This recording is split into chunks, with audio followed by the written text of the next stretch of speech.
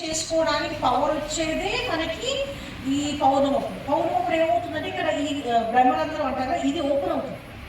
మనం ధ్యానంలో కూర్చుంటే బ్రహ్మరంధ్రం అనేది ఓపెన్ అవుతుంది.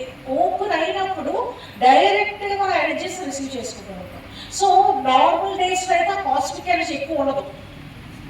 మనకి అమృత వేళలో కూడా చేసుకుంటాం. గురుగారు ఏం చెప్తారంటే పొద్దున్న ఎర్లీ మార్నింగ్ ఏంటంటే మనకి ఇక్కడ బ్రహ్మ ముహూర్తం. ఎందుకు బ్రహ్మ ముహూర్తంలో డివైన్ మాస్టర్స్తో కనెక్ట్ అవ్వచ్చు. ఎందుకు ఇంకోటి ఏంటి మనకి పంచభూతాలు నవగ్రహాలు ముక్కోటి తలకు దేవతలు అందరూ కూడా ఆ టైంలో ఎలాగే ఉంటాయి ఎనర్జీస్. వాళ్ళు ఎప్పుడు కూడా ఆ బ్లెస్సింగ్స్లో ఉంటారు. అంటే ఏంటి మనం ఏదైతే మనసులో సంకల్పించుకుంటో తదాస్తు అంటారు అంతే. సో అందుకే ఏమంటారంటే ఏదైనా మన మనసులో ఏ కోరిక ఉన్నా కూడా ఒక సాధనలో ముందుకు వెళ్ళాలన్నా ఓకేనా. సో మనం ఏంటంటే ఆ కనెక్టివిటీ ఏర్పడడానికి ఆ బ్రహ్మ ముహూర్తంలో చేయమంటారు. సో అందుకే మనకి 3:15 నుంచి మామూలుగా చెప్పాలంటే 3:45 వరకు చాలా ఎక్కువ పవర్ ఉంటుంది తర్వాత. బట్ ఏంటంటే ఈ కాస్మిక్ ఎనర్జీ అలాగే ఇప్పుడు మనకి అంటే మంత్ అంతా కూడా చూసుకుంటే కనుక ఏకాదశి మొన్న వైకుంఠ ఏకాదశి వచ్చింది, మోక్ష ఏకాదశి అంటారు. సో ఆ ఏకాదశి అప్పుడు అలాగే పౌర్ణమప్పుడు ఎక్కువ కాస్మిక్ ఎనర్జీ అనేది రిలీజ్ అవుతుంది. సో ఈ కాస్మిక్ ఎనర్జీ రిలీజ్ అయినప్పుడు ఏంటంటే అమృతవాయువు అనేది మనకి బాడీతో మనకి ఇప్పుడు ఇందాక మీకు చక్రాస్ గురించి చెప్పాను కదా, ఇంటర్నల్ చక్రాస్ యాక్టివేట్ అవుతాయి అలాగే ఎక్స్టర్నల్ చక్రాస్. ఎక్స్టర్నల్ అంటే ఏంటి మనకి ఎలాగైతే ఇంటర్నల్గా 7 చక్రాస్ ఏవైతే ఉన్నాయో అవుటర్ లేయర్ ఉంటుంది 7. ఇవి ఏంటంటే మనకి ప్రొటెక్షన్ షీట్. సో ఇది ఎలాగంటే ఈ చైతన్య శక్తి మనకి రావాలంటే మళ్ళీ సేమ్గా కాస్మిక్ ఎనర్జీ అలాగే డివైన్ ఎనర్జీ ఈ ఎనర్జీ అంతా కూడా ఆ టైంలో మనకి ఎక్కువగా తీసుకోగలుగుతాం. సో మన బాడీ కూడా ఎలా ఉంటుందంటే ఈ ఆక్సిజన్ అన్నది అంటే ప్రాణవాయువు అన్నది ఈజీగా పెనిట్రేట్ అవుతుంది. అంటే మన కణాల లోపలికి ఈజీగా లోపలికి వెళ్తుంది. అప్పుడు ఏంటి మనం ఏదైతే సంకల్పించుకుంటాం, ఫర్ ఎగ్జాంపుల్ బాడీ హెల్తీగా ఉండాలనుకుంటున్నాం, ఎందుకంటే ఆరోగ్యమే మహాభాగ్యం. సో మనకి ఆరోగ్యమే లేదనుకోండి ఆటోమేటిక్గా ఈ ప్రాబ్లం అనేది వస్తుంది. సో మనం ఈ ఆరోగ్యంగా ఉండాలంటే మళ్ళీ ఏంటి మనకి ఫిజికల్గా మెంటల్గా ఎమోషనల్గా స్పిరిచువల్గా సోషల్గా అంతే కదా అన్నీ ఉండాలి. ఇప్పుడు ఫిజికల్గా స్ట్రాంగ్గా ఉండాలి, మెంటల్గా స్ట్రాంగ్గా ఉండాలి. ఓకేనా. ఒకవేళ ఫర్ ఎగ్జాంపుల్ ఫిజికల్గా చాలా స్ట్రాంగ్గా ఉన్నాం కానీ మెంటల్గా వీక్గా ఉంటే ఏమి చేయలేము. ఎందుకంటే మనం ఏదైనా పని చేయాలంటే మెంటల్గా స్ట్రాంగ్. ఫర్ ఎగ్జాంపుల్ మెంటల్గా స్ట్రాంగ్గా ఉన్న ఫిజికల్గా వీక్గా ఉంటే నో యూజ్. ఎందుకంటే ఫర్ ఎగ్జాంపుల్ కొంచెం దూరం వెళ్ళాలన్నా మనకి బాడీగా ఫిజికల్ సపోర్ట్ ఉండాలి. సో ఇక్కడ ఫిజికల్గా ఇంపార్టెంట్, మెంటల్గా ఇంపార్టెంట్, అలాగే సోషల్గా అంతే. ఇప్పుడు మనకి మనుషులు ఎవరు లేరనుకోండి ఒక్కరు ఏం చేస్తాం, ఇప్పుడు సత్సంగం చేయాలనుకుంటాం అందరూ హ్యాపీగా అందరూ కలిసి ఉంటాడే కదా. Social movement is also very important. So అక్కడ కూడా మనకి సోషల్గా ఉండాలి అలాగే ఎమోషనల్గా ఎలాగా ఇప్పుడు మనకి ఏ కష్టం వచ్చినా బాధ వచ్చినా ఎమోషనల్గా కనెక్ట్ అవుతాం ఫాస్ట్గా. సో మనం ఏదైతే ఫర్ ఎగ్జాంపుల్ ఏదైనా ఒక మాటే మంత్రం అని చెప్పారు. ఫర్ ఎగ్జాంపుల్ మీరు బాగున్నారు అన్నాం అనుకోండి ఓకేనా, మేము బాగున్నామనే ఫీలింగ్ ఓకేనా. ఏంటి నువ్వు అలా ఉన్నావు అన్నాం అనుకోండి ఆటోమేటిక్గా ఆహా నేను ఇలాగే ఉన్నానేమో అని ఫీల్ అవుతాం. సో మనం పరస్పరం కూడా ఎమోషనల్గా కనెక్ట్ అవుతాం. అలాగే వచ్చిన వారికి చిరునవ్వుతో పలకరించామనుకోండి ఆటోమేటిక్ ఒక అద్భుతమైనటువంటి హ్యాపీ హార్మోన్స్ అంటారు. అంటే ఏంటి చక్కటి ఆనంద స్థితిని పొందుతాం ఆటోమేటిక్గా. మళ్ళీ మనం అది కూడా ఎమోషనల్.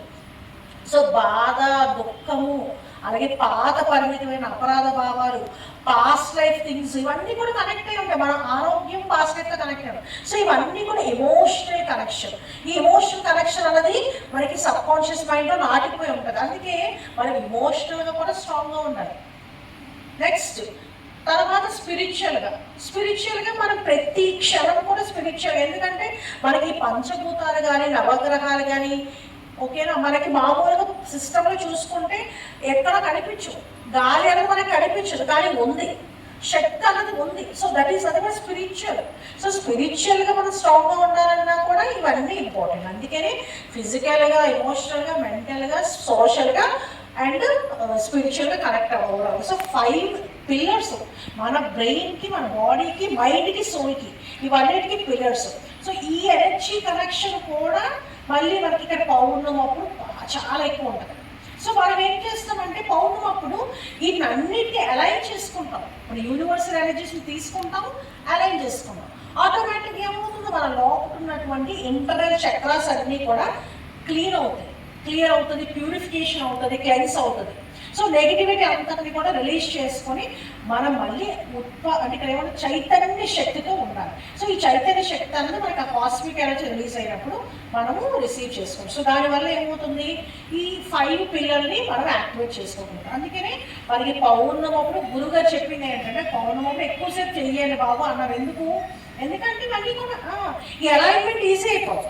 ఆయన ఏది చెప్పినా కూడా, ఎందుకంటే వాళ్ళు ఎంతో సాధన చేశారు కాబట్టి ఆయన ఆ స్టేజ్లో ఉన్నాం. సో మనం కూడా ఆ సాధన చేయడానికి మనకి సింపుల్గా చెప్తున్నారు, ఏం లేదు బాబు పౌర్ణమములు చేసుకోండి అని. ఎందుకంటే ఇదొక సైన్స్, ఇది కూడా ఆ స్పిరిచువల్ సైన్స్ మాట. స్పిరిచువల్ సైన్స్లో మనకి అన్ని అలైన్మెంట్, మన అలాగే సిస్టమ్ కూడా మనకి ఇంటర్నల్గా ఎలాగైతే డిజైన్ అయిందో వర్క్, అంటే ఇక్కడ మెటబాలిక్ ప్రాసెస్ ఏదైతే ఉందో ఇవన్నీ కూడా దీంతో అలైన్ అయి ఉంటాయన్నమాట. సో అలాగే ఏంటంటే ఇప్పుడు మనకి 2025 మన ఇయర్ అంతా కూడా ఇప్పుడు ఎండింగ్ ఆఫ్ ది డిసెంబర్ వచ్చింది కాబట్టి ఎండింగ్. సో ఈ ఎండింగ్లో మనకి లాస్ట్ పౌర్ణమి. సో లాస్ట్ పౌర్ణమి, అలాగే ఇంకొకటి ఏంటి మార్గశిర మాసం. సో ఇవేంటంటే మెయిన్గా ఈరోజు ఇంకొక అద్భుతమైన దత్త జయంతి కూడా, సో దత్తాత్రేయ స్వామి గారికి. సో అక్కడ ఏంటి మనకి బ్రహ్మ విష్ణు మహేశ్వరుడు అంటే గురుశక్తి. సో అద్భుతమైనటువంటి గురుశక్తి ఉంటుంది మనకి. గురువే మనకి మార్గం. మనకి అందుకే గురు బ్రహ్మ గురు విష్ణు గురుదేవో మహేశ్వర గురు సాక్షాత్ పరబ్రహ్మం తస్మై శ్రీ గురువే నమః. సో ఫస్ట్ మనకి మనం జన్మ తీసుకున్నాం కాబట్టి మొట్టమొదటి గురువులు వాళ్ళే. ఎందుకంటే నువ్వు అంటే తల్లి ఫస్ట్ చూపిస్తుంది అండి తండ్రి ఎవరా అన్నది. అప్పటి వరకు తెలియదు తల్లి అంటే ఫస్ట్. అందుకే ఏమంటారంటే మనము అంటే ఏమంటారంటే ఓవరాల్గా పిల్లలు కూడా, ఎందుకంటే ఈ కల్చర్ అన్నది కూడా చాలా ఇంపార్టెంట్. తల్లికి పాదాలు నమస్కారం చేసుకుంటే ఓకేనా. సో ఇక్కడ ఏం జరుగుతుందంటే తల్లికి పాదాలకు నమస్కారం చేసుకుని తర్వాత తండ్రికి పాదాలకు నమస్కారం చేసుకుంటే వాళ్ళు ఎప్పుడు కూడా ఆరోగ్యంగా ఉంటారంట, చిరంజీవులుగా ఉంటారట. ఎందుకు, ఇప్పుడు అల్పాయుష్ అనేది ఉండదంట. అందుకనే మనకి చెప్పేవారు పెద్దలకి దండం పెట్టండి అని. కారణం ఏంటంటే వాళ్ళ బ్లెస్సింగ్స్ ఇస్ నథింగ్ బట్ ఆయుష్ని పెంచుతుంది. సో ఇలాగేంటంటే మనకి ఇక్కడ ఒక లైఫ్ కానీ ఒక పర్టికులర్ ఒక ఆనంద స్థితిని ఇప్పుడు మనకి ఇమోషనల్గా కూడా ఆ ఎనర్జీస్ అనేవి మనం యాక్టివేట్ చేసుకోగలుగుతాం అన్నమాట. సో మెయిన్గా మన బాడీలో కూడా మనకి ఈ చక్రాస్ కూడా మనం తిన్నటువంటి ఆహారం చాలా రోల్ ప్లే చేస్తుంది. ఎందుకు అంటే ఈ పౌర్ణమప్పుడు కూడా జనరల్గా ఏంటంటే ఉపవాసం చేయండి అని చెప్తారు.